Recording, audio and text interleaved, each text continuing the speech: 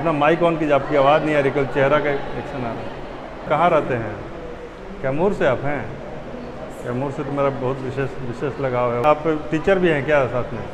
BPSC 67 के पहले क्या अनुभव रहा कि इसके पहले भी कोई एग्ज़ाम दिए हैं? हम लोग स्टार्ट करते हैं, ठीक है ना। ये आवाज़ अपना बंद कर लीजिएगा। और आज की क्लास, आप लोग को आवाज़ आ रही है मेरी? बताएंगे तो धीरे धीरे लगा। अभी हम माइक ले लें हम। ये तो है ही। देखिए आज का जो क्लास है ना वो बहुत ही महत्वपूर्ण है। और लोग जुड़ जाएंगे, बाकी ऑफलाइन भी कुछ लोग आ रहे हैं, थोड़ा सा आप लोग वेट कर लीजिए, ठीक है ना। 2 मिनट में स्टार्ट करते हैं। Good morning, good morning. दिन में कभी भी पहली बार मिलते हैं तो गुड मॉर्निंग बोलते हैं, जान जाइए आज से, ठीक है ना। कभी भी पहली बार, भले वो शाम में 6 बज रहा हो, तब भी गुड मॉर्निंग ही बोलते हैं। और उसके बाद जब भी मिलिए तो जो समय रहता है उसके हिसाब से बोलते हैं, ठीक है ना। कई बार आदमी संकोच करता है कि 4 बज गया तो गुड मॉर्निंग कैसे कहेंगे। 4 बजे भी गुड मॉर्निंग ही कहना है। If you meet for the first time and greet for the first time. Getting my point? ठीक है, ठीक है। चलिए, आपको मेरी आवाज़ आ रही है? रेडी हैं आज के क्लास के लिए? घर में हैं या लाइब्रेरी में हैं? काफ़ी जनसंख्या इधर भी है, उधर से ज़्यादा जनसंख्या इधर। छोटा मोटा नहीं, ठीक है, कोई नहीं। पहले लिख देते हैं 40 डेज क्लास।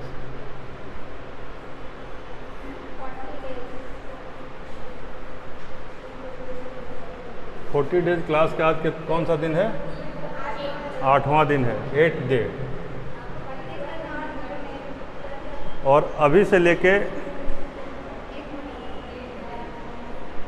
से लेके हम लोग अगले 6 दिन तक करंट पढ़ेंगे। कितना दिन?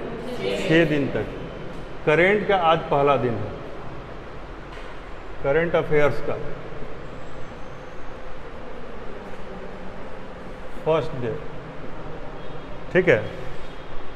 ये मान के चलिए कि जितने भी आपने तैयारी किया है वो सब अपनी जगह पर है, उसे करते रहना है। जो मैंने पहले दिन जो क्लास लिया है, जो ये 40 दिन का जो फर्स्ट डे है, वह सबसे महत्वपूर्ण क्लास है। उसको बार बार आप रिपीट करते रहिए। सेकेंड डे मैंने रूटीन बताया था, उस रूटीन को देखते रहिए। कभी भी हम जब पढ़ाएंगे तो एक बार रूटीन के बारे में ज़रूर पूछेंगे, क्योंकि वो हमारे एब्सेंस में आपका सबसे बड़ा गाइड वह रूटीन है, ठीक है। कि आपको डेली कम से कम कितने देर?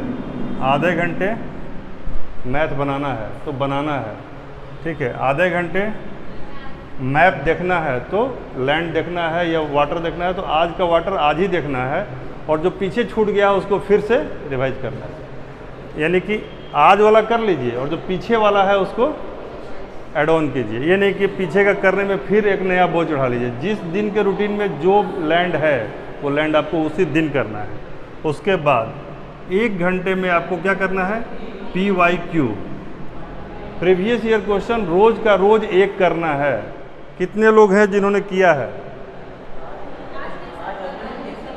मतलब 24 घंटे में एक PYQ किसने किया है? और जितने लोग हैं, चलिए कोई नहीं, ये रूटीन वाला सेकंड वीडियो देखिए, वो आपके लिए एकदम मार्गदर्शक साबित होगा, ठीक है ना। और उसको कीजिए, चलिए, ठीक है।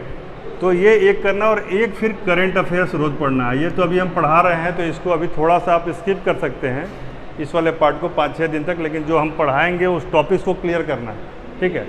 लेकिन जब ये 6 दिन ख़त्म हो जाएगा तो उसके बाद और ज़ोर से आपको करंट को पढ़ना है, जो बताया गया रास्ते पर, ठीक है।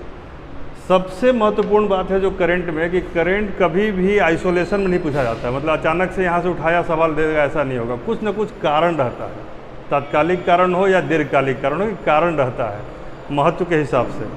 तो PYQ आप लोग जब बनाते हैं तो करंट वाले पार्ट का क्या करते हैं?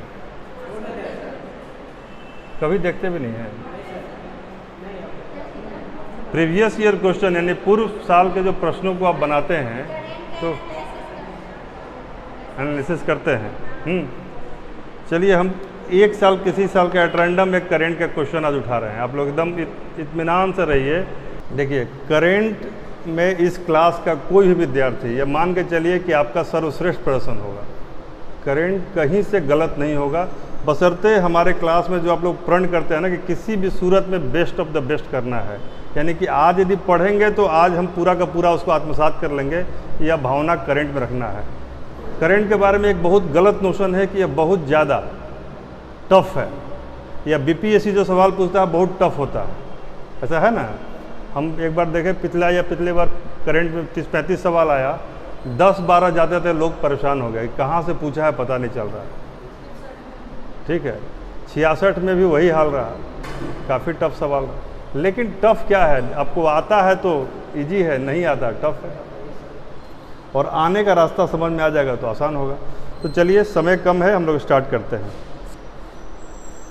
जैसे एक सवाल आता है हर बार, जैसे सेगमेंट आप लिखना शुरू कर सकते हैं जब बताएंगे तो। पहला पॉइंट लिखिए, ऊर्जा स्रोतों से। पहला जो करंट में जो सवाल पूछा जाता है, जो मनुष्य के जीवन की दशा को बेहतर बनाए, करंट से वैसे ही सवाल आते हैं। किस चीज़ से? जो मनुष्य के जीवन की दशा को बेहतर बनाए। पेट्रोल वाला गाड़ी चल रहा है, डीजल बंद हो गया है ना, इथेनॉल आ रहा है, सोलर एनर्जी आ रहा है। तो नवीकरणीय ऊर्जा के स्रोत का कहीं भी कुछ भी देखिए, कान खड़ा कर लीजिए, समझिए आपके मतलब का है। नवीकरणीय रिन्यूएबल एनर्जी का जो भी कुछ देखिए वो आपके काम का है।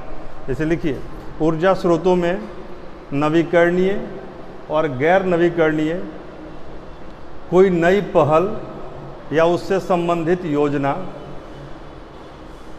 उससे संबंधित संस्थाएं, यानी कि नवीकरणीय और ऊर्जा संबंधित जो संस्थाएं हैं, और या उससे संबंधित कोई राज्य है, या फिर उससे संबंधित कोई घटना है। बात समझ में आ रही है?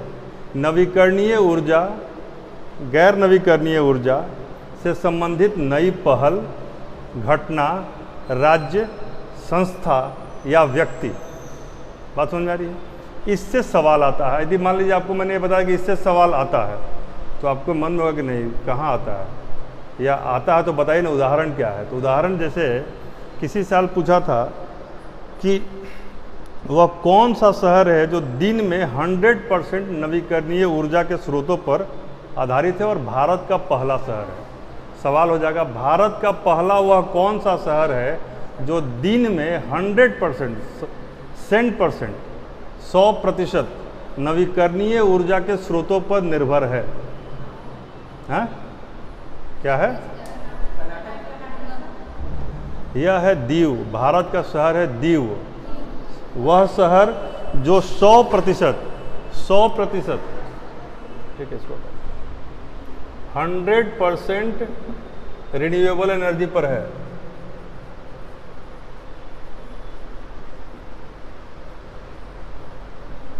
कौन सा शहर है? DIU या भी, जो भी हो, दीव।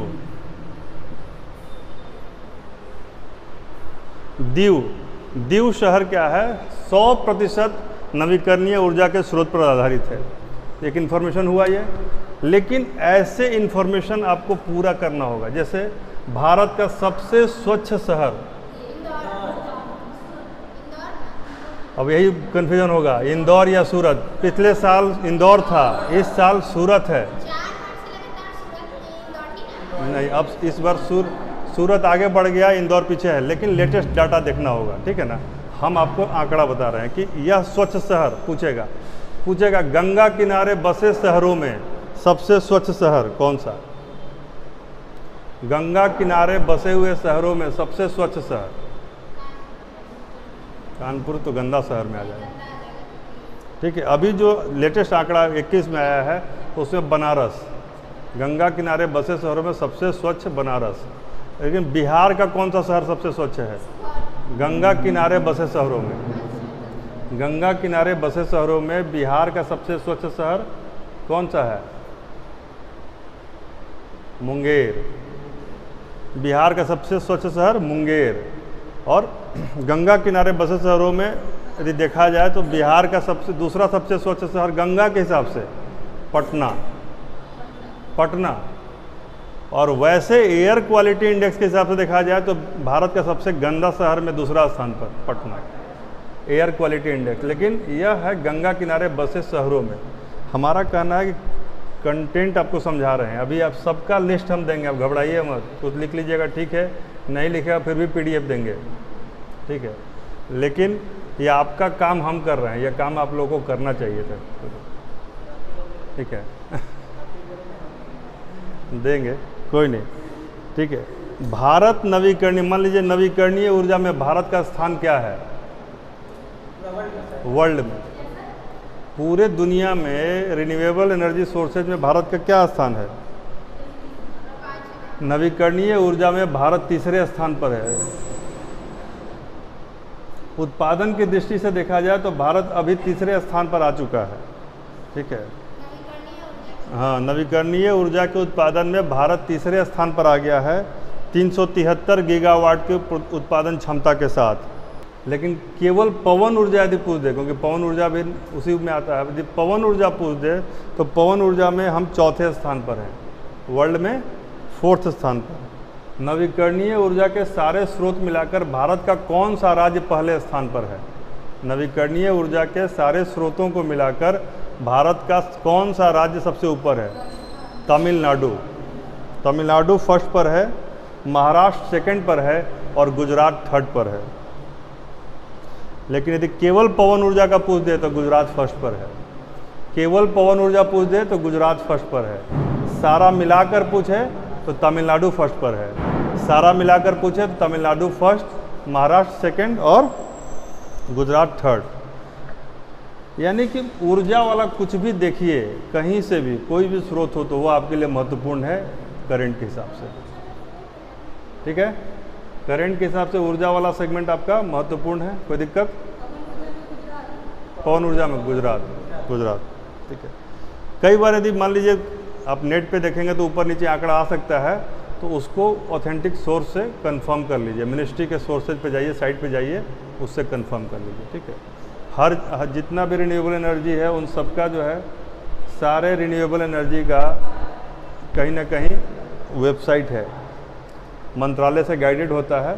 तो उस वेबसाइट और मंत्रालय पर जो लिखा है यदि अपडेटेड है तो वो फाइनल है। चलिए, आपका एक सेगमेंट छूट गया, थोड़ा सा लेट से आपने ज्वाइन किया। ऊर्जा स्रोत और नवीकरणीय ऊर्जा संबंधित मैंने पहला सेगमेंट बताया था करंट अफेयर्स में। तो हम लोग करंट अफेयर्स के क्वेश्चंस का एनालिसिस कर रहे हैं, यह पहला ही छूटा है, बाकी अभी आगे हम बढ़ते हैं, ठीक है। चलिए नेक्स्ट देखिएगा कि पुरस्कारों से संबंधित सवाल आता है। अपना माइक ऑफ कर लीजिए और ध्यान से सुनिए और जो ज़रूरत लगे उसको लिखिए। पुरस्कारों से संबंधित सवाल आते हैं, लेकिन पुरस्कार में आप जनरल पर ज्ञानपीठ किसको मिला, ऑस्कर किसको मिला, तो सब जानता है। ग्रैमी किसको मिला, ये तो जानना है, ये मैंडेटरी है जानना है। लेकिन यूनिक सवाल को अलग से खोज कर रखना है। जैसे पूछेगा कि गिलेर्मो कानो पुरस्कार किसको मिला, यूनेस्को का गिलेर्मो कानो पुरस्कार पूछा था कब? हमको लगता है कि 2018 में पीटी हुआ था, उसमें पूछा था गिलेर्मो कानो, यूनेस्को का पुरस्कार बहुत ही प्रसिद्ध है, प्रेस फ्रीडम के लिए दिया जाता है। गिलेर्मो कानो पुरस्कार किस लिए दिया जाता है? प्रेस फ्रीडम के लिए। तो प्रेस फ्रीडम का जो गिलेर्मो कानो है, यह पुरस्कार किसको दिया गया था? गिलेर्मो कानो लिखे ना, गिलेर्मो कानो, गिलेर्मो कानो। इस बार का गिलेर्मो कानो किसको दिया गया है? नाम है मारिया रेसा। क्या नाम है? मारिया रेसा। मारिया रेसा। गिलेर्मो कानो किसको मिला है? 2021 का है। हमेशा कभी भी कोई पुरस्कार लिखिए तो किस वर्ष मिला है बगल में ज़रूर लिखिए, क्योंकि वर्ष के नाम पर 22 वाला भी मिला नहीं है। 22 वाला मिलेगा 3 मई 22 को, 3 मई को मिलेगा तो 7 मई को तो पूछेगा नहीं, ठीक है। तो ये जब भी पूछेगा आपका 21 वाला ही पूछेगा। किसको मिला है? मारिया रेसा को। तो नॉर्मल पुरस्कारों को याद करना है कि गांधी शांति पुरस्कार किसको मिला, अंतर्राष्ट्रीय शांति पुरस्कार किसको मिला, नोबेल प्राइज किसको मिला, सारा याद करना है। तो नॉर्मल ये लिस्ट भी आपको देंगे, लेकिन कुछ यूनिक आपको हम बता देंगे। जैसे कि गिलेर्मो कानो, मान लीजिए महिलाओं को बहुत सारा पुरस्कार मिलता है, एक महिला संबंधी पुरस्कार पूछने की संभावना इस बार है। हमको लग रहा है कि इस बार महिला संबंधी एक पुरस्कार अंतर्राष्ट्रीय स्तर पर जो बड़ा पुरस्कार होगा वो पूछेगा। तो लिखिए इंटरनेशनल वुमेन ऑफ करेज। एक पुरस्कार है जिसका नाम है इंटरनेशनल वुमेन ऑफ करेज। अंतर्राष्ट्रीय पुरस्कार है इंटरनेशनल वुमेन ऑफ करेज। महिला के साहसी महिलाओं को मिलता है। इस बार मिला है रिजवाना हसन। किसको मिला है? रिजवाना हसन। हाँ, Rizwana Hasan, international women of courage, IWOC। क्या हो गया? International women of courage. ये बांग्लादेश की पत्रकार हैं और साहसी रिपोर्टिंग के लिए इनको मिला है रिजवाना हसन को। हाँ, 21 का, 22 का, 21 का। हाँ, अभी वो नहीं। एक ऐसे ही स्पेशल में आपको और एक लिखवा दे रहे हैं, लिख लीजिए। जैसे young geospatial scientist award, young geospatial scientist award, geospatial scientist award, young YOUNG, young geospatial का स्पेलिंग भी स्पेशल है, स्पेशल साइंटिस्ट अवार्ड। देखिए, हमेशा अंतर्राष्ट्रीय स्तर पे वह सब पुरस्कार याद करना चाहिए जो पुरस्कार किसी भारतीय को मिला हो। अंतर्राष्ट्रीय स्तर का पुरस्कार है, मिले किसको? भारतीय को। यह मिला है रुपेश गोयल। नाम क्या है? रुपेश गोयल। इसलिए महत्वपूर्ण है, छोटा ही पुरस्कार क्यों ना हो, लेकिन यदि मिला किसी भारतीय को तो दैट बिकम्स इम्पोर्टेंट। ठीक है, अगला लिखिए। रॉयल गोल्ड मेडल, यह 2022 का पुरस्कार है। रुपेश गोयल वाला 22 का है। हाँ, ये 22 का है। फिर लिखिए रॉयल गोल्ड मेडल। अब ब्रिटेन में एक इंस्टीट्यूट है, रॉयल इंस्टीट्यूट ऑफ ब्रिटेन, ठीक है, उसी का एक पुरस्कार होता है रॉयल गोल्ड मेडल। ये ब्रिटेन का सोसाइटी है, उसका पुरस्कार है, और चूंकि मिला है किसको? भारतीय को, इसलिए महत्वपूर्ण है। नाम क्या है? बाल कृष्ण दोषी। देखिए, बाल कृष्ण दोषी, दोषी DOSHI, बाल कृष्ण दोषी। ठीक है, दोषी ये दो है। चलिए, तो यह दूसरा सेगमेंट है पुरस्कार का, जिसको ढंग से देखिएगा। सारा नोबेल प्राइज याद होना चाहिए, सारा पुलित्जर, सारा मतलब इस बार का पुलित्जर याद होना चाहिए, मैग्सेसे याद होना चाहिए, मान बुकर याद होना चाहिए, और ज्ञानपीठ में जो भाषाई महत्वपूर्ण है वो याद होना चाहिए, साहित्य अकादमी का इम्पोर्टेंट याद होना चाहिए, और जिन लोगों को पद्म भूषण साहित्यकारों को मिला है वह याद होना चाहिए। सवाल वहीं से बनते हैं। तबला वादक है तो क्यों पूछ दिया? अरे तबला वादक को मिला है पद्म भूषण, तो पद्म भूषण का लिस्ट तो देखिएगा। ठीक है, और इसी तरीके से पुरस्कार में अर्जुन पुरस्कार हो गए, खेल पुरस्कार में ध्यानचंद पुरस्कार हो गए। ये सारा आपको एक बार जरूर देखना है। पुरस्कार मुश्किल से जोड़िएगा तो 40-50 होंगे। जनरल पुरस्कार याद करना है। ये मैंने पर्टिकुलर 2-3 बताया, इस तरह का कुछ और बता दूंगा आगे क्लास में, पूरा खत्म हो जाएगा। चलिए अगला देखिए। सैन्य अभ्यास से आजकल सवाल पूछने की प्रवृत्ति है। सैन्य अभ्यास से, जैसे सवाल पूछा है, हैरिमो शक्ति अभ्यास किसके साथ हुआ था? हैरिमो शक्ति। अब सैन्य अभ्यास तो पूछेगा, लेकिन अब ये आदमी सोचता सैन्य अभ्यास हम बहुत पढ़े हैं, वरुण उसके साथ, मित्र उसके साथ, तो इंद्र इसके साथ हैं। इंद्र, मित्र, वरुण सब क्या हैं? सैन्य अभ्यास के नाम हैं। इंद्र भी, मित्र भी, वरुण भी। ठीक है, लेकिन अब पूछेगा क्या? आप पढ़ के सब गए हैं, अब पूछेगा हरिमो शक्ति। अल्लाह, दिमागे काम नहीं कर रहा। 16 तो पढ़े, 17वां पूछ दिया। अलग से समझिए कि 3 तरह का युद्ध अभ्यास होता है। कितने तरीके का? 3 तरीके का। एक होता है डोमेस्टिक, क्या बोलते हैं उसको? डोमेस्टिक, जो घरेलू हुआ। दूसरा होता है द्विपक्षीय, जिसमें एक पक्ष और 2 पक्ष, यानी भारत किसी और देश के साथ कर रहा है तो क्या होगा? द्विपक्षीय। लेकिन तीसरा क्या होता है?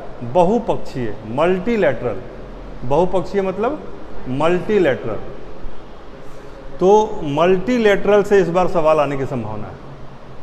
द्विपक्षीय बहुत पूछ दिया, हमको लग रहा है इस बार मल्टीलैटरल पूछ सकता है। तो मल्टीलैटरल में 2-3 इंपॉर्टेंट है, आप लिख लीजिए। एक है रिम पैक, हैरिमो शक्ति, ये तो उसके ये छोड़ दीजिए, ये तो पूछ चुका है 18 में। रिमोट शक्ति अभी लेटेस्ट नहीं है, आपका डेटा खराब कर देगा।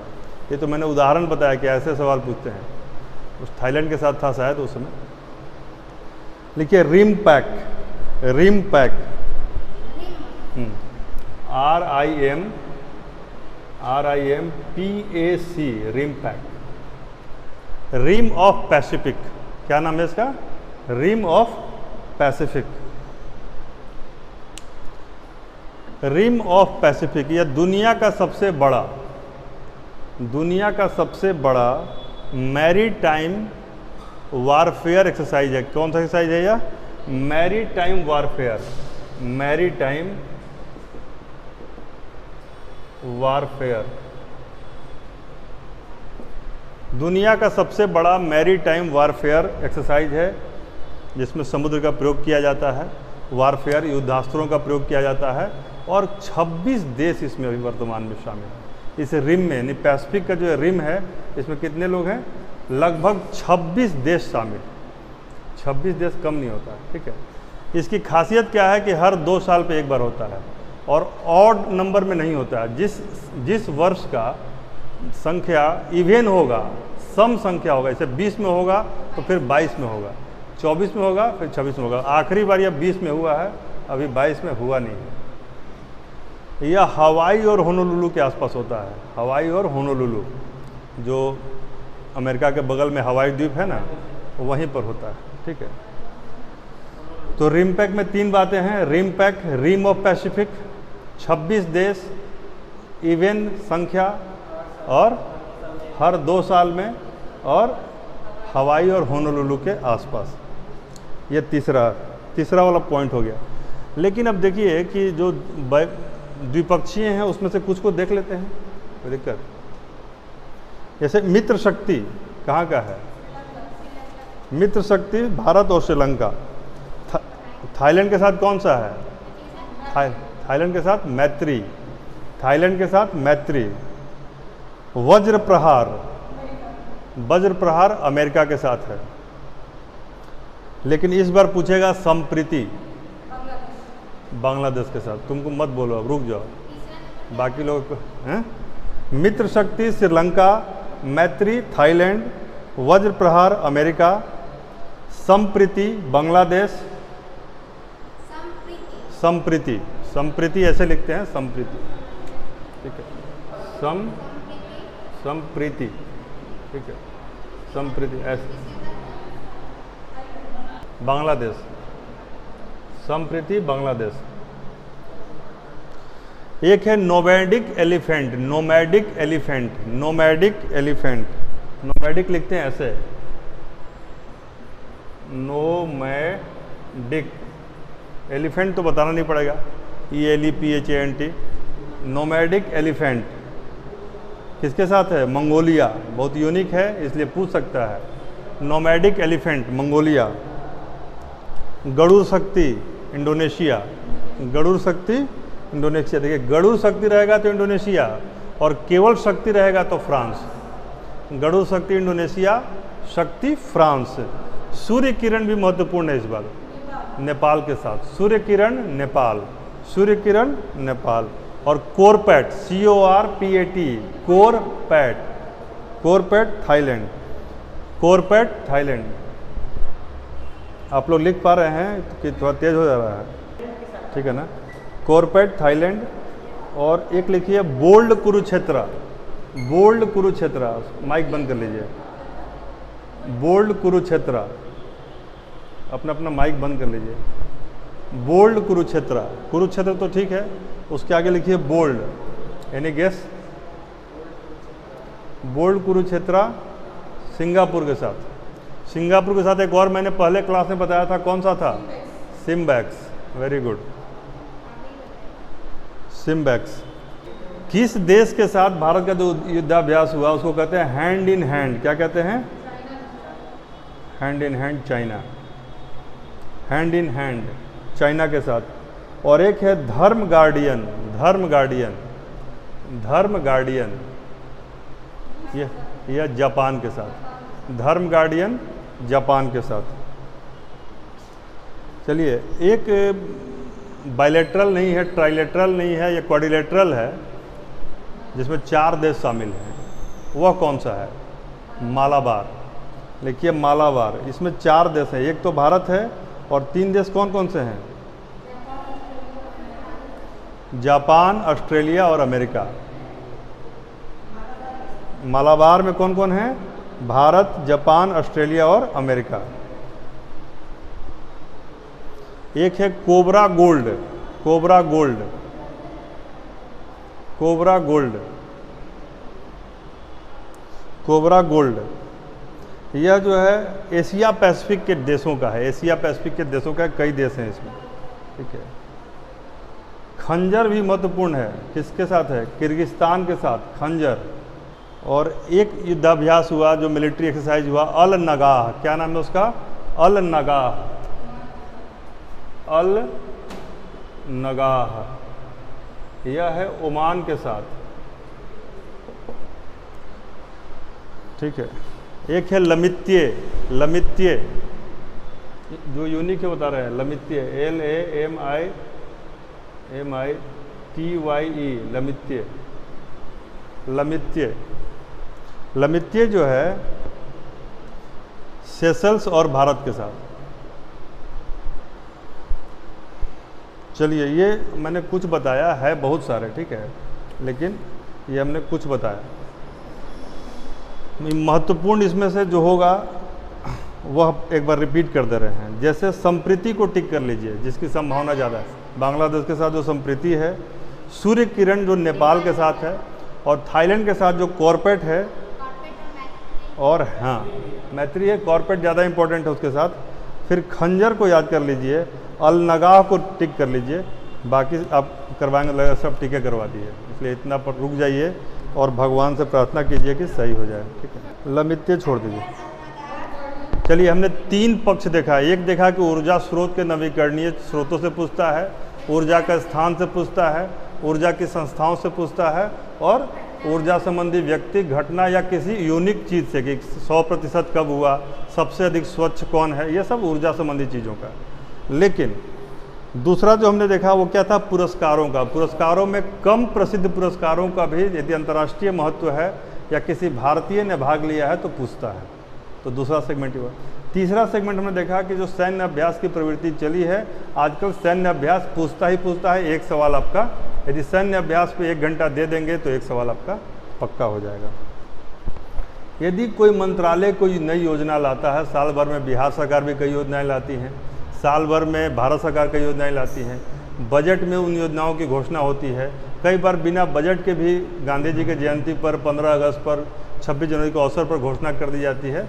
ऐसी योजनाओं का में 2 तरह के सवाल आते हैं। एक सवाल आता है कि योजना शुरू कब किया गया, इसका स्टार्टिंग डेट क्या है। दूसरा सवाल आता है कि जो योजना है उसका मंत्रालय, गवर्निंग मंत्रालय कौन सा है। एकदम ध्यान रखिएगा, योजना शुरू कब से किया गया और मंत्रालय जो गवर्न करता है इसको, वह कौन सा मंत्रालय। कई बार लगता है कि नहीं ये तो मिनिस्ट्री ऑफ कॉमर्स का होगा, लेकिन हो जाता है वो फाइनेंस का। कई बार लगा कि नहीं ये तो हमारा लग रहा है कि मिनिस्ट्री ऑफ मतलब हाँ चाइल्ड वेलफेयर का है, लेकिन पता चला कि वो माइनॉरिटी अफेयर्स का है। तो इन चीज़ों को मंत्रालय वाला लिस्ट आपको हम देंगे, वो आप देख लीजिएगा, और उसमें से समझाना का कुछ नहीं है, केवल रटना है। किस डेट, जैसे कि जो बड़ी योजनाएं हैं वो कभी ऑब्सोलीट नहीं होती। ये मत सोचिएगा कि जनधन योजना पुरानी होगी तो नहीं पूछेगा, ये मत सोचिए आयुष्मान नहीं पूछेगा, मनरेगा आज तक पूछता है। जनधन योजना 14 में शुरू हुआ था तो वो पूछेगा, ठीक है ना। ऐसे आयुष्मान महत्वपूर्ण है, digital India, skill India, startup India, stand up India, ये सारा महत्वपूर्ण है। हम सबका लिस्ट आपको देंगे, 2-3 यदि चाहें तो लिख सकते हैं, लिखिए। जैसे प्रधानमंत्री जनधन योजना कब शुरू हुई थी? 28 अगस्त 2014, 28 अगस्त 2014, 28 अगस्त 2014। मेक इन इंडिया, यह भी 14 में, लेकिन चूँकि बहुत ही महत्वपूर्ण योजना है इसलिए इसका रखिए 14 में। यहाँ पूछेगा कि जनधन योजना किस मंत्रालय ने लागू किया था। जनधन योजना किस मंत्रालय का है? Anyone from online?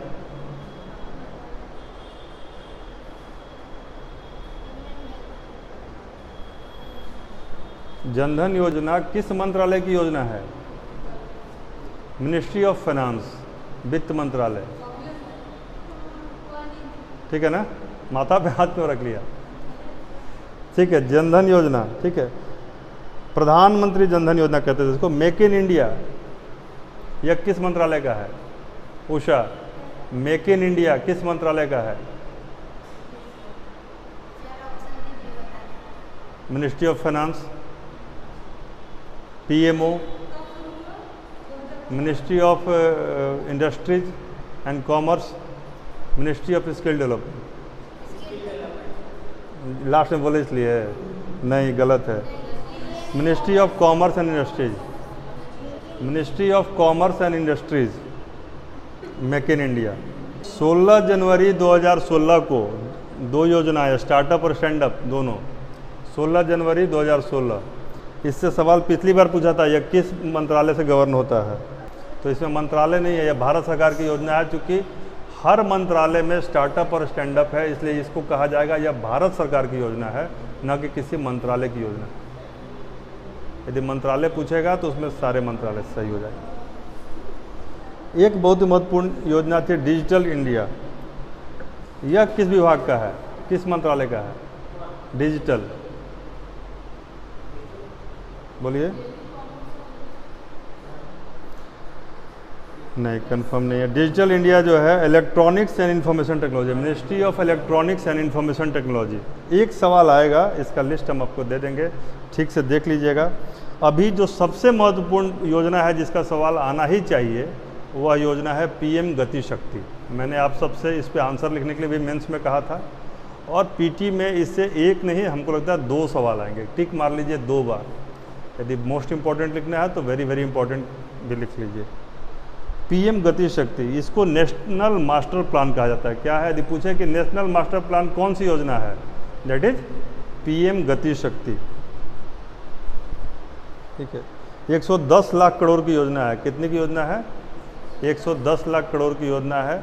जितने भी लॉजिस्टिक सॉल्यूशंस हैं उन सबको एक प्लेटफॉर्म पर लाने की योजना है, ठीक है। जितना भी मान लीजिए रोड रेल ट्रांसपोर्टेशन है, कार्गो है, शिपमेंट है, मेट्रो है, बसेज हैं, इन सब को, मतलब आप एक टिकट, मैंने बताया था क्लास में, एक टिकट लीजिएगा और एक ही बार में आप हर जगह वो वेन्यू आप चेंज करते रहिए, मोड ऑफ ट्रांसपोर्टेशन चेंज कीजिए और वो आपका वैलिड रहेगा। दैट इज़ कॉल्ड गति शक्ति, यानी आपकी गति में शक्ति आएगा। जिसको नहीं भागना होगा वो भी भाग जाएगा। 13 अक्टूबर 2021 बहुत ही महत्वपूर्ण है। गति शक्ति पर पूरा का पूरा, जब कहीं आर्टिकल मिले, कहीं कुछ मिले, पढ़ लीजिए। वैसे हमने तो अपने ग्रुप में भेजा हुआ है, जो लोग ग्रुप में रहेंगे वो सब करें। इसमें डिफरेंट जो है, कम से कम 6 मंत्रालय को एक प्लेटफॉर्म पर लाया गया है, इसलिए मंत्रालय नहीं पूछेगा ये। हाँ, जो लोग भी हमारे साथ जुड़े हुए हैं उन सबको PDF मिलेगा इसका, और इसका नोट्स भी मिलेगा, ठीक है, कोई दिक्कत नहीं। तो अभी हम लोग 4 पॉइंट डिस्कस कर चुके हैं, बता सकते हैं कौन कौन?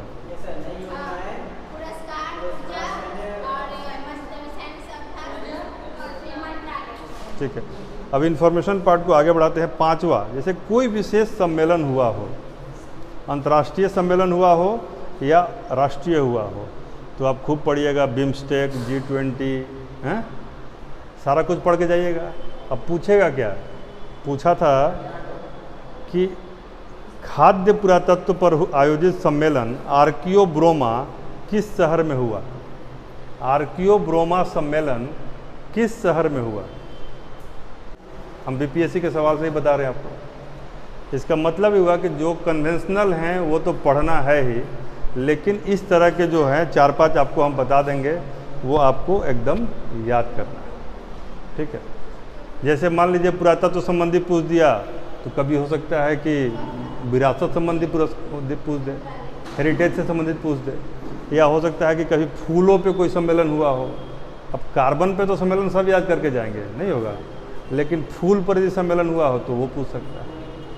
तो इसलिए ऐसी चीज़ों को, इसके अलावा एक टॉपिक है जिससे एकदम एक सवाल आएगा ही आएगा, जमाई यदि नहीं आए तो आप सुन लीजिए उसको। वह टॉपिक है सूचकांक, इंडेक्सेस। इंडेक्सेस का भी हम क्लास लेंगे, क्योंकि देखिए आपको यदि हम 1000 इंडेक्स दे दिया बोले इसमें से आएगा तो ये कौन बड़का बात है। हमारे इस 40 दिन के कोर्स का मतलब है कि हम आपको वह एक गेस एरिया बताएंगे जहाँ से संभावना प्रबल है। यदि आपका भाग्य क्षीण नहीं हुआ तो संभावना बनी रहेगी और आ भी जाएगा। इसलिए दोनों का सम्मेलन कीजिए, ठीक है, ताकि हमारा काम, हमारा मेहनत आपके काम आ जाए। लेकिन ये निश्चिंत रहिए कि जो हम आपको देंगे 70 से 80% तो निश्चित लड़ेगा, इसमें कोई दो राय नहीं, ठीक है ना। चलिए, तो सूचकांक छठा टॉपिक हो गया। हम लोग 5वां टॉपिक क्या देख रहे थे, अंतर्राष्ट्रीय और राष्ट्रीय सम्मेलन, और छठा टॉपिक है सूचकांक, ठीक है। भारत के कुछ महत्वपूर्ण संगठनों से संबंधित सवाल आते हैं, हर बार आएगा और आपको लगेगा कहाँ से पूछ दिया। जैसे CSIR लिखिए, CSIR, ISRO, ISRO, Bhabha atomic research centre, DRDO, ICAR,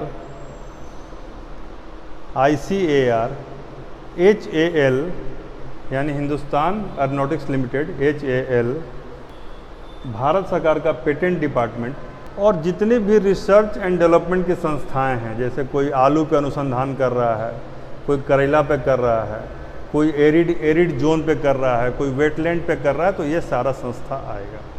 तो आपको लगेगा ये कहाँ से पढ़ेंगे। इन सब का बेस्ट सोर्स होता है इंडिया ईयर बुक, जो भारत प्रकाशन विभाग निकालता है हर साल। अब आपके पास उतना टाइम नहीं है कि आप इंडिया ईयर बुक जाइएगा, पढ़िएगा, उसमें निकालिएगा, तो हम लोगों ने उसको निकाल के एक जगह रखा हुआ है, वो आपको हम दे देंगे। और उसमें से भी जैसे मान लीजिए 40 है तो आपको 10 बताएंगे, इस 10 में से आप पढ़ लीजिए। राज्य सरकार के जितने मंत्रालय हैं उनके विशेष अभियान से भी सवाल आता है। जैसे छत्तीसगढ़ में सलवा जुडुम अभियान चलाया गया, सवाल बना कि नहीं बना। उत्तर प्रदेश में यदि कोई विशेष योजना के तहत भिखारियों की सूची जारी की गई, तो पूरे देश में सबसे अधिक भिखारी कहाँ पर है, उत्तर प्रदेश, ठीक। सबसे अधिक भिखारी उत्तर प्रदेश, जिसकी जनसंख्या ज़्यादा वहाँ भिखारी ज़्यादा, ठीक है। तो इस तरह की बातें सवाल आती हैं। तो कोई राज्य सरकार, कोई राज्य है जैसे कि योजना चला दिया कि रूपश्री योजना कहाँ पर है, बंगाल में, वयोश्री योजना कहाँ पर है, भारत सरकार की है।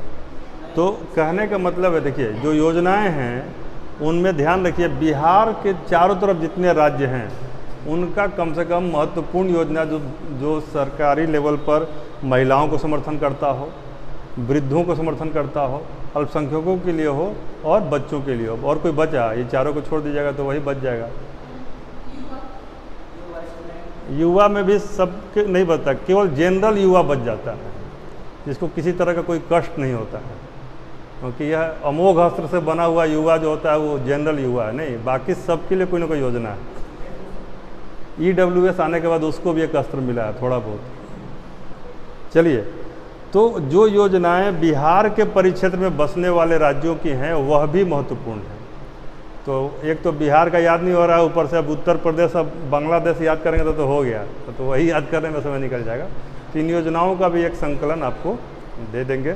लेकिन आप लोगों ने अब तक जो पढ़ा है, देखिए करेंट में कोशिश यही करना चाहिए कि हमारा जो सोर्स है उसको हम बार बार रिवाइज करें। ये नहीं कि नया सोर्स, लेकिन आप अपना सोर्स पढ़ते रहिए, हमारे क्वेश्चंस के, हमारे गेस को आप थोड़ा ध्यान से पढ़ लीजिए। ये नहीं कि एकदम उसको छोड़ दीजिए कि हवा में हो गए, ऐसे होने नहीं देंगे, लेकिन फिर भी इतना रिस्क नहीं करवा सकते। तो योजनाओं को पढ़ना है। जैसे किसी अच्छे काम के लिए यदि किसी राज्य का, किसी दूसरे राज्य का शहर यदि चर्चा में आया है, जैसे इंदौर की बात कर रहे हैं, सूरत की बात कर रहे हैं, तो इन सब चीज़ों का डेटा एक जगह इकट्ठा कर लीजिए। किसी अच्छे काम के लिए कोई राज्य यदि चर्चा में आया तो उस राज्य का नाम लिख लीजिए। जैसे हिमाचल कई अच्छे कार्यों के लिए आया है, राजस्थान आ रहा है, तो वो एक जगह राजस्थान ने क्या क्या अचीवमेंट किया उसको एक जगह कर लिया। राज्य सरकार वाला हो गया ना 8वां। और अच्छे कार्य के लिए कोई राज्य, जिला, शहर यदि पहले स्थान पर आता है, जैसे कि सबसे ज़्यादा स्वच्छ शहर पूछ दिया, तो हर बार पूछेगा। सबसे ज़्यादा, कई गंदे काम के लिए नहीं पूछेगा कि सबसे गंदा, पूछ सकता है, लेकिन अब चूंकि उसमें दिल्ली है तो बहुत कम संभावना है कि पूछेगा। एयर क्वालिटी इंडेक्स के हिसाब से भारत का सबसे गंदा शहर कौन सा है? दिल्ली। तो दिल्ली है, इसलिए हमको नहीं लगता कि गंदा वाला पूछेगा, अच्छा वाला ही पूछेगा। किसका सबसे शुद्ध है, ये पूछ सकता है। चलिए लिखिए अगला। जैसे किसी भी मान लीजिए पूछता है कि अंतर्राष्ट्रीय पुरस्कार पूछता है, स्पोर्ट्स में भी सारा इवेंट पूछेगा, लेकिन जैसे ही उसमें कोई भारतीय शामिल हो जाएगा तो कमज़ोर प्रतियोगिताएं भी होंगी ना तो उसका सवाल पूछेगा।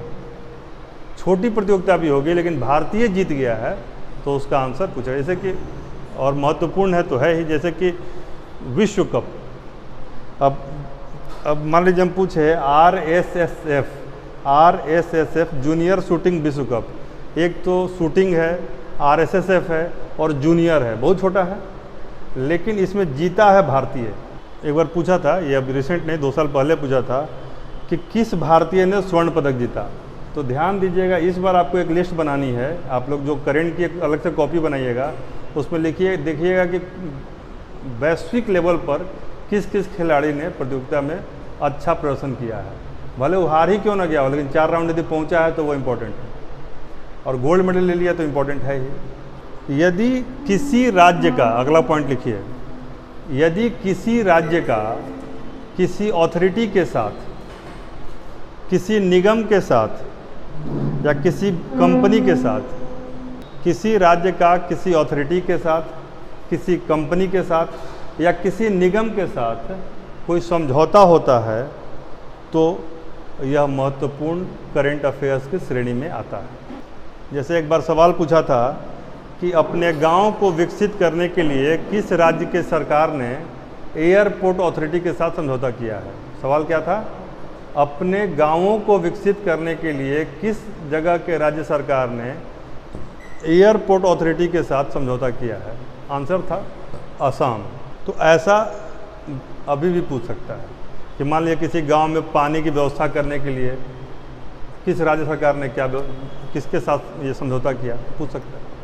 चलिए, कई बार क्या होता है, आजकल एक प्रवृत्ति आई है कि राज्य जो है दूसरे देशों से समझौता करते हैं, डायरेक्ट राज्य दूसरे देश से। पहले ऐसा होता नहीं था ज़्यादा, राज्य दूसरे देश। मान लीजिए अब यहाँ पर हमारा मेट्रो बन रहा है तो इसमें जापान का सहयोग है ना, है कि नहीं? मेट्रो में जापान का सहयोग है। तो इस तरीके के दक्षिण कोरिया के साथ यदि हमारे किसी राज्य का संबंध है, जैसे बुद्धिस्ट सर्किट के संदर्भ में जापान से हमारे कई डायरेक्ट कॉन्ट्रैक्ट होते हैं, तो वह सवाल बनता है। ठीक है, एक सवाल। हाँ, तो JBIC उसमें है, Japan bank of international cooperation. तो यदि वो बिहार में ऑपरेट करेगा तो उसको बिहार के साथ एक मेमोरेंडम करना पड़ता है। अगला लिखिए,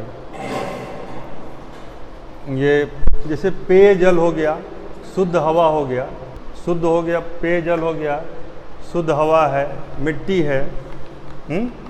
इसके बारे में यदि कोई चीज़ डेवलपमेंट हो रहा है तो वह भी सवाल है। जैसे पीने का पानी, शुद्ध हवा, मिट्टी। जैसे एक बार पूछा था कि पूरी तरह से शुद्ध पेयजल से घिरा हुआ आदिवासी आवासों का सर्वाधिक संख्या किस राज्य में है। यानी ऐसे आदिवासियों का रहने का जगह जहाँ पर पानी शुद्ध मिलता हो, किस राज्य में।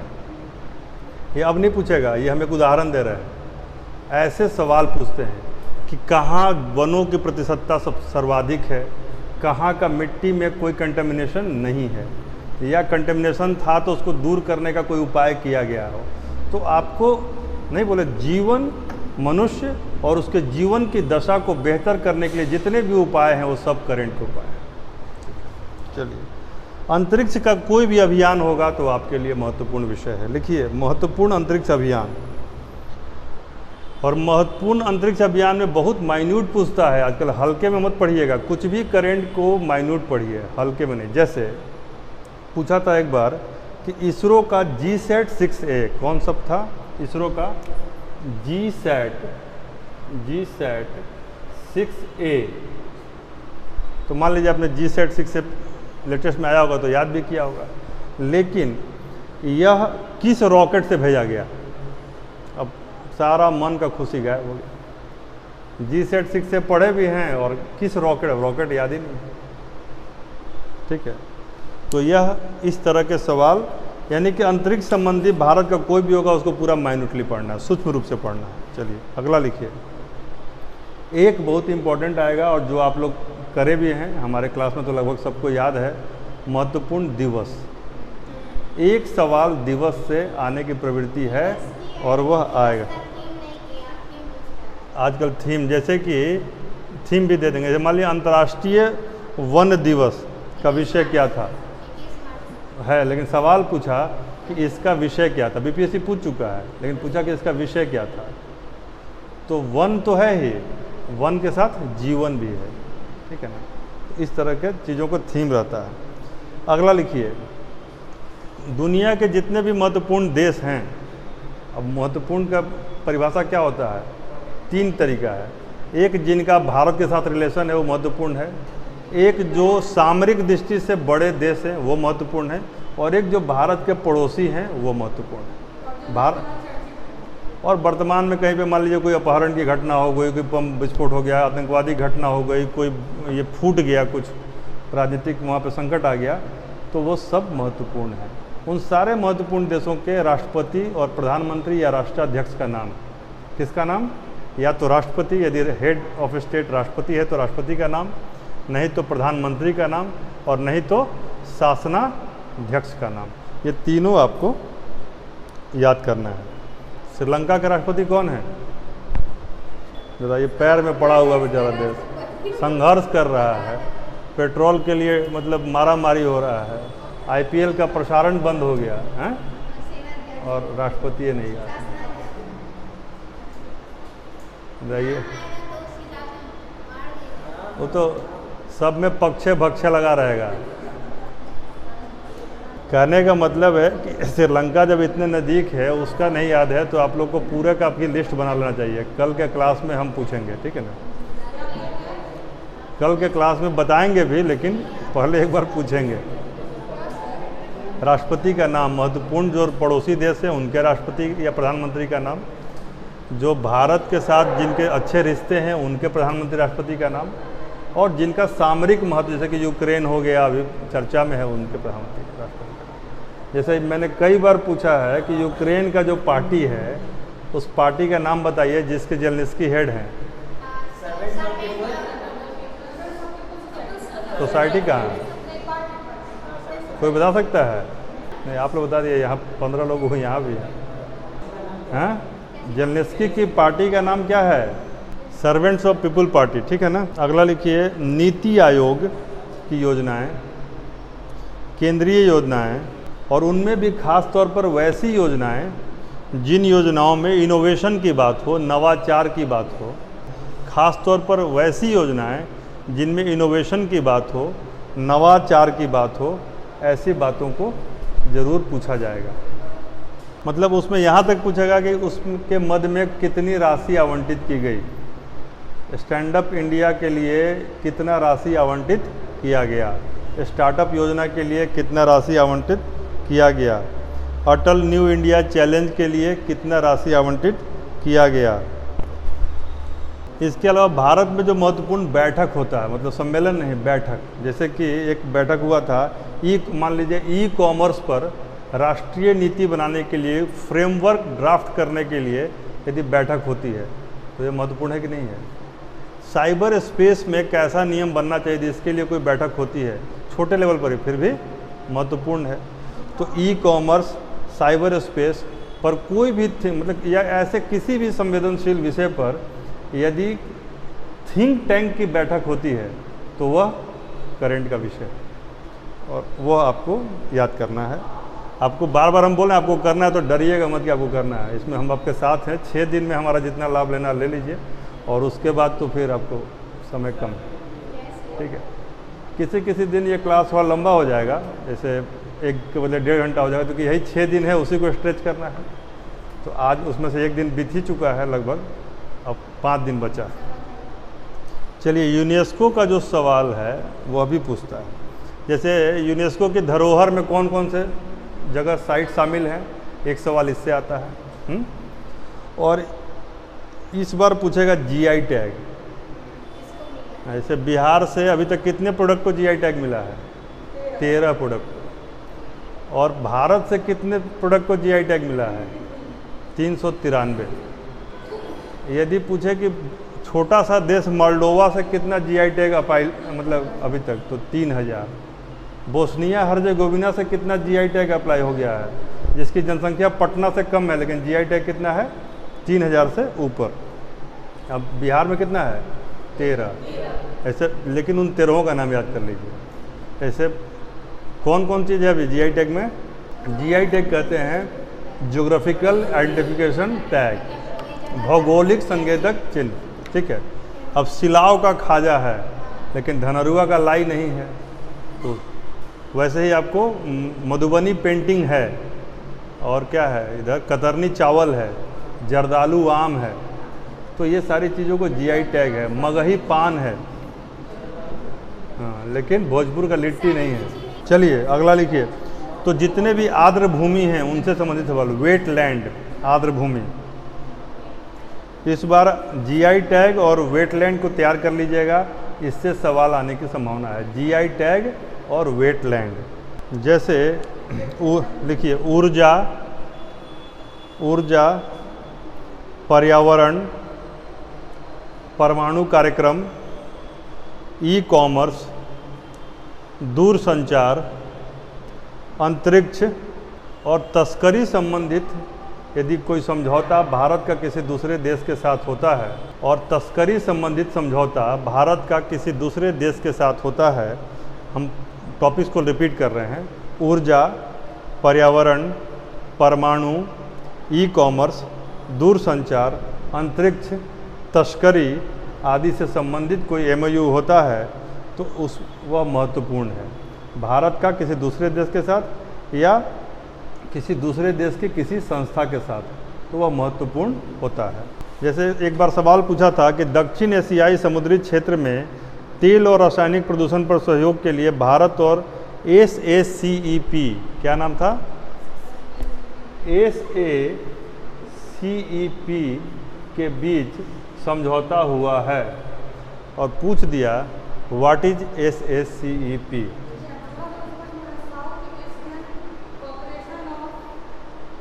ठीक है, SACEP क्या है, तो एब्रीविएशन सब पता चल जाएगा, घबराइए मत।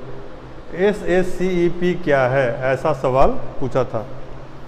ठीक है, यदि किसी राज्य ने देश के साथ, वो तो बता ही चुके हैं, लिखिए विभिन्न शोध संस्थाओं, जैसे वन पर कोई शोध करता है, जैसे देहरादून में वन शोध संस्थान है ना, कोई आलू पे शोध करता है, कहाँ है आलू पे शोध करने वाला, शिमला में है और पटना में है।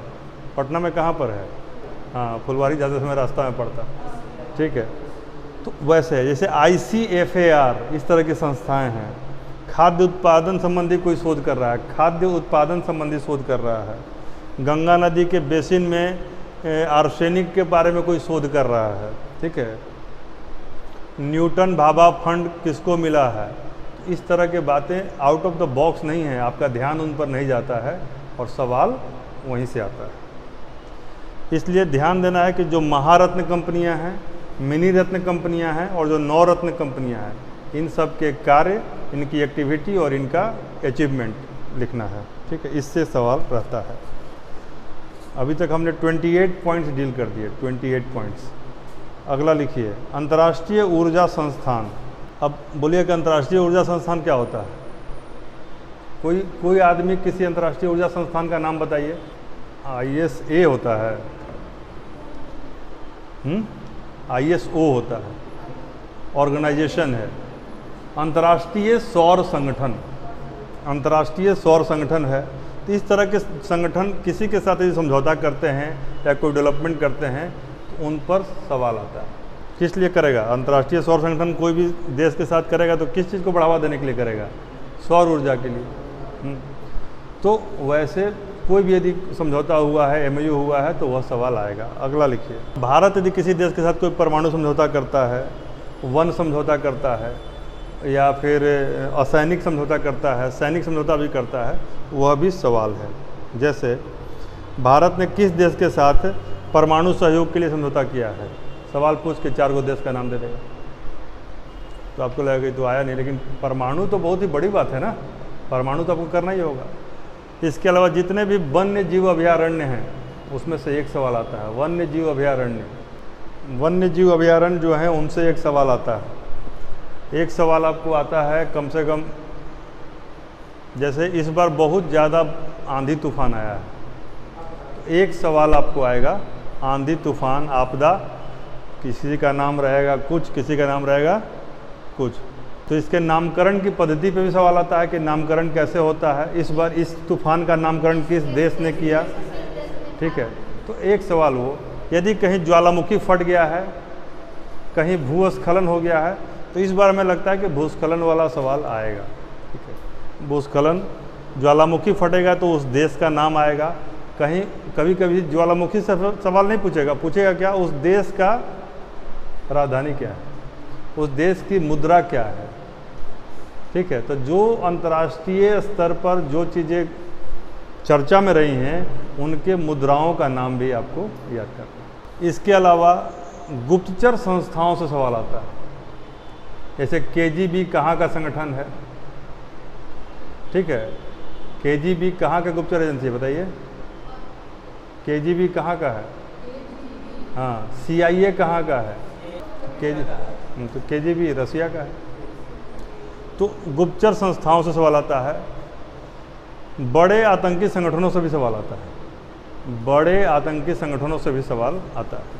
उन्हें पूछेगा कि इसमें से कौन जो है इससे जुड़ा हुआ है, इसके खात्मा, तालिबान का उत्पत्ति कब हुआ, पुलवामा पे यदि अटैक हुआ तो उसका डेट पूछ सकता है, तो उनसे सवाल आता है। एक सेगमेंट आपको जो सवाल आएगा जिससे बार बार रिपीट भी करता है, वो जो इस बार सबसे ज़्यादा इम्पोर्टेंट है और 2-3 सवाल आने की संभावना है, वो है ओलंपिक्स। ओलंपिक को ठीक से तैयार कीजिए, कितना गोल्ड कितना सोना है।